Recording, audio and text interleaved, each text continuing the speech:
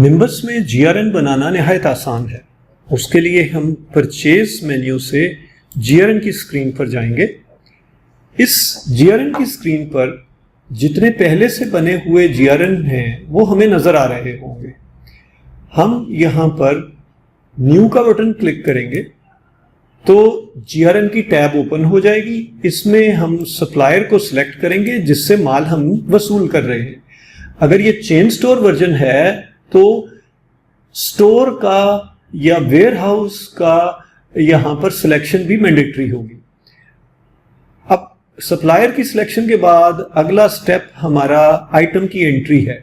Item की entry के लिए हम एक काम तो ये कर सकते हैं कि लिस्ट अपने सामने डिस्प्ले करें। होल्ड आइटम हेल्प को चेक करेंगे ताकि लिस्ट तब तक रहे जब तक हम पूरी एंट्री नहीं कर लेते, और F1 प्रेस करें तो हमारे सामने लिस्ट आएगी। उन आइटम को एंटर करते जाएंगे सिलेक्ट करके जो हमने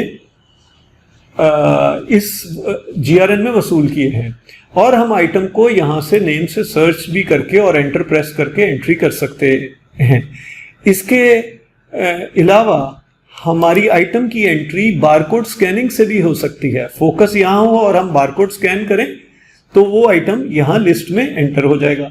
आइटम की तादाद चेंज करनी हो तो हम ग्रिड में जाकर इसकी क्वांटिटी को तब्दील भी कर सकते हैं। ये सब काम करने के बाद हम सेव का बटन प्रेस करेंगे तो हमारा जीआरएन सेव हो गया। रिकॉर्ड की टैब पे जाएं और हमें जीआरएन नजर आ रहा है।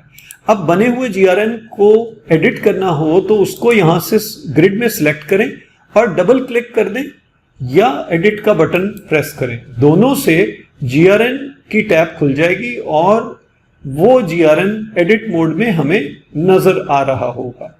यहां पर हमने अगर कोई तब्दीली करनी है तो इसको चेंज करेंगे और अपडेट को प्रेस करेंगे।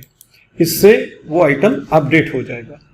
इसके अलावा हम जो जीआरएन की एंट्री की है उसके बारकोड निकालने हो तो किसी भी बारकोड टेम्पलेट को जो हमने फीड किए हैं सिलेक्ट करेंगे और जनरेट बारकोड को क्लिक करेंगे।